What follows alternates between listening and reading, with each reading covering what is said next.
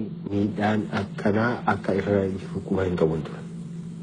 Tarii hin beeku rabbi waan na ergu kan na ergee fi waan kana kan ilaaluuf illee ta'uu danda'a beektaa. Kanaatiif uummanni Oromoo haala kana jiru hukuma hin qabu. Kana qofa miti. Mootummaan kun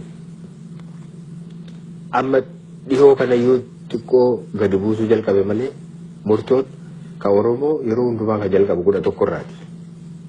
Waggaa 11 irraa jalqaba.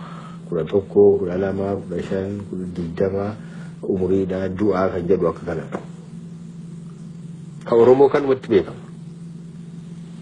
Garuu nama waggaa 15 hidhamuuf nama waggaa 20 hidhuuf mootummaan kun guyyaa tokko huccuun ofirra buusu kennee fi namni tokko akkamittiin uffata tokko waggaa 15 hidhama. Akkamittiin uffata tokko umurii guutuu hidhama. Kophee tokko akkamittiin umurii guutuu hidhama.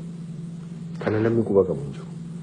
Mootummaan hin kennuuf maatiin hin danda'u baay'een isaanii immoo maatii hin qaban. Namoonni baay'een waggaa 10, 15, 20 hidhamanii jiran amma kan guyyaa tokko namni dhaqee gaafatee hin beeknetu jira. Guyyaa tokko kan namni gaafatee hin beekne.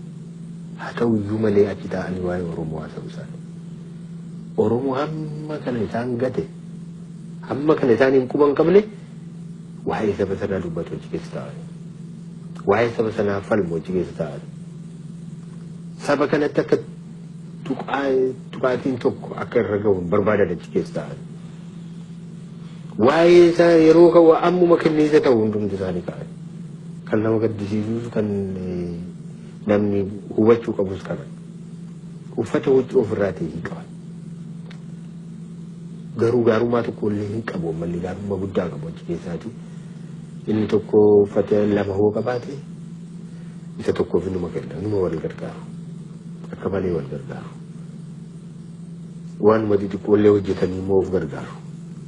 Kanaan ala guyyaa takka namni gaafatee kan hin beekne waggaa 10, 15, 20 kan hidhamaa jirantu jiru. Kanaaf ammallee Oromoon kana irratti xiyyeeffannaa